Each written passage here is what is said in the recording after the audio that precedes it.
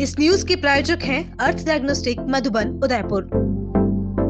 देश भर में चर्चित नीट पेपर लीक प्रकरण और उससे उपजे मानसिक तनाव के कारण जान गंवाने वाले विद्यार्थियों को श्रद्धांजलि देने के उद्देश्य से रविवार शाम फतेहसागर पर एनएसयूआई के प्रदेश अध्यक्ष के नेतृत्व में सैकड़ों छात्र छात्राओं और उनके अभिभावकों ने कैंडल मार्च निकाला। मोती मगरी से फतेहसागर पाल तक हाथों में मोमबत्तियां लेकर देशभक्ति गीत गाते हुए प्रतिभागियों ने उन विद्यार्थियों को भावभीनी श्रद्धांजलि अर्पित की जिनके सपने कथित परीक्षा अनियमितताओं और मानसिक अवसाद के बीच अधूरे रह गए। कार्यक्रम के दौरान वक्ताओं ने कहा कि परीक्षा प्रणाली में पारदर्शिता और निष्पक्षता युवाओं के भविष्य की सबसे बड़ी आधारशिला है। उन्होंने आरोप लगाया कि बार-बार सामने आने वाले पेपर लीक के मामलों ने लाखों मेहनती विद्यार्थियों और उनके परिवारों का विश्वास कमजोर किया। इस दौरान निष्पक्ष जांच, दोषियों पर कड़ी कार्रवाई तथा भविष्य में ऐसी घटनाओं की पुनरावृत्ति रोकने के लिए मजबूत व्यवस्था की मांग भी उठाई गई।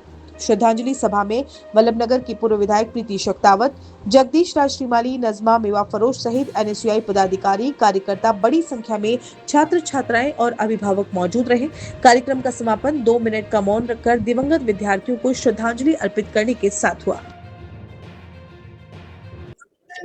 शिक्षा मंत्री का इस्तीफा इनफ नहीं है, ये तो एक शुरुआत है, पर जो सिस्टम है पूरा सिस्टम बदलना चाहिए। उसके लिए आज हमने जो कैंडल मार्च है, जो बच्चों का जो एक्चुअली जो बच्चों के जो सुसाइड किया है, ठीक है, उनका अभी तक कोई जिम्मेदार नहीं हुआ है, ठीक है। तो भाई किस तरीके से उनका सुसाइड हुआ, क्या हुआ, और जो रियल में जो दोषी है उनको कड़ी से कड़ी सजा मिलनी चाहिए। शिक्षा मंत्री का इस्तीफा तो एक जरिया था, तो वो हो गया है, लेकिन ऑफिशियल में जो होना चाहिए, पूरा जो सिस्टम है पूरा बदलना चाहिए। एक कुर्सी है, एक व्यक्ति को चेंज होने से कुछ नहीं, पूरा सिस्टम पूरा बदलना चाहिए। देश की व्यवस्था को कैसे देखते हैं जहाँ पे छात्रों को शिक्षा के लिए संघर्ष करना पड़ता है?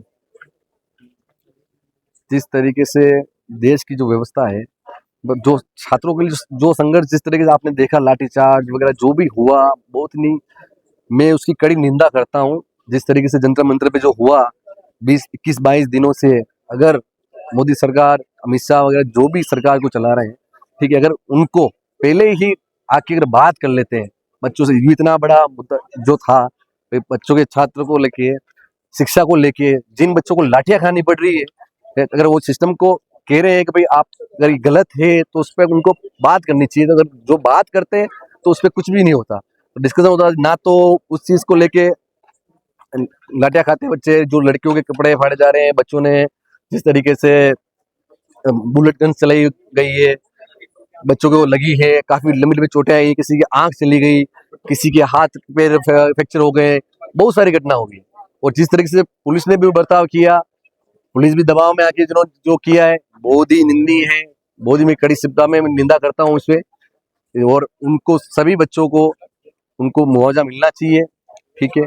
और जो भी हुआ उसके लिए सरकार को, मोदी सरकार को और अमित शाह जी को आके और माफी मांगनी चाहिए बच्चों से, कभी जो भी जंतर मंतर पे जो हुआ था उसके लिए माफी मांगनी चाहिए। कई बच्चों ने डिप्रेशन में आके आत्महत्या करी थी, और जहाँ पर जो बेटियां हमारी गई हैं, जो बेटे हमारे गए हैं, उनको श्रद्धांजलि देने के लिए आज एनएसयूआई के साथ हम मेरे साथ हमारे बड़े भाई जगदीश राज श्रीमाली जी, नजमा दी, कल्याण सिंह जी, हम सब उपस्थित हुए हैं ताकि हम युवा शक्ति को आगे बढ़ा सकें।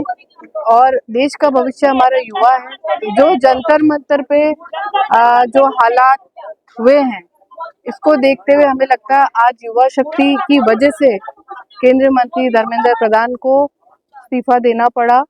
देश का युवा जाग उठा है। देश के साथ जो युवाओं की, जो शिक्षा के क्षेत्र में हम बात करें, युवाओं की हालत बहुत बुरी हो रही। बच्चे घर से पढ़ने के लिए आते हैं, गरीब माता पिता अपने खेत बेच के, अपनी जमीनें बेच के, अपनी एफडियां तुड़ा के बच्चों को आगे कोचिंग के लिए भेजते हैं। और जब एंट्रेंस एग्जाम हो रहा होता है तो पेपर लीक हो जाता है, उससे युवाओं की मनोस्थिति बहुत बिगड़ जाती है। इसकी वजह से कई युवा डिप्रेशन में जाके आत्महत्या कर लेते हैं। तो इसके लिए पूरा देश एकजुट हो चुका था। यहाँ पे न कोई बीजेपी, न कोई कांग्रेस है, न समाजवादी पार्टी, किसी भी पार्टी की बात नहीं करते हुए देश की युवा शक्ति के साथ एक श्रद्धांजलि के रूप में आज जो युवा हमारे आत्महत्या कर चुके हैं उनके लिए मैं युवा शक्ति के साथ इकट्ठी हुई हूँ। और कारगिल दिवस पे भी मैं सभी शहीदों को श्रद्धांजलि अर्पित करती हूँ। देश के लिए दुखद दिन थे, जब ये नीट का पेपर लीक हुआ और जिन बच्चों ने पूरे साल भर कड़ी मेहनत करके उन्होंने एग्जाम दिए और लीक होने की वजह से परीक्षा का परिणाम रोक दिया गया, उनके भविष्य में उनको ऐसा अंधकार दिखाई दिया, वो अवसाद में आ गए और अवसाद में आके उन्होंने माता पिता का पैसा लगाया और वो मौका हाथ से चला गया, तो उसमें उन्होंने अपना जीवन लीला समाप्त कर दी।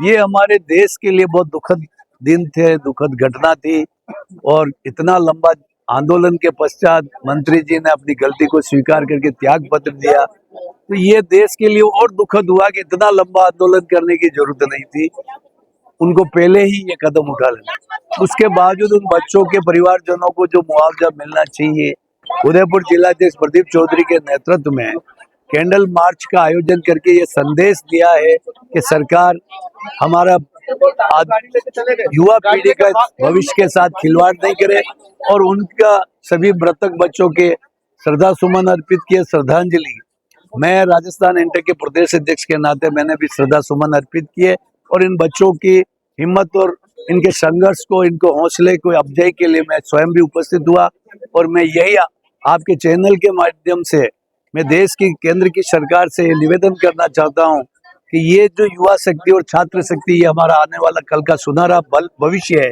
इनके साथ खिलवाड़ नहीं करे, इनकी बात को सुने और उनका जायज हक और इनकी मांग को पूरी करे। देखिए, झुकती है दुनिया, झुकाने वाला चाहिए।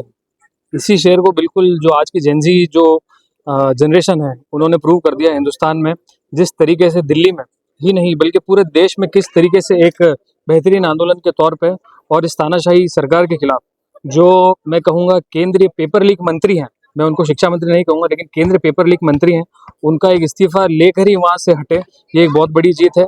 ये कहीं ना कहीं दिखाता है कि जो पिछले 14 या 15 सालों से जो संविधान की जो हत्या करने की पूरी कोशिश इस तानाशाही सरकार द्वारा की जा रही थी, उसको कहीं ना कहीं कुचलते हुए इस देश के युवाओं ने, छात्रों ने और हर वर्ग और हर समाज के लोगों ने बढ़ चढ़ कर हिस्सा लिया और इस कामयाबी को आज एक तोहफे के तौर पर, और मैं कहूँगा कि जो बच्चे जो शहीद हुए इसमें, उनको एक श्रद्धांजलि के तौर पर ये एक इस्तीफा अर्पित किया।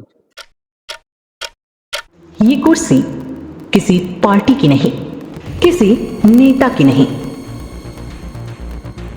ये कुर्सी आपके शहर की है।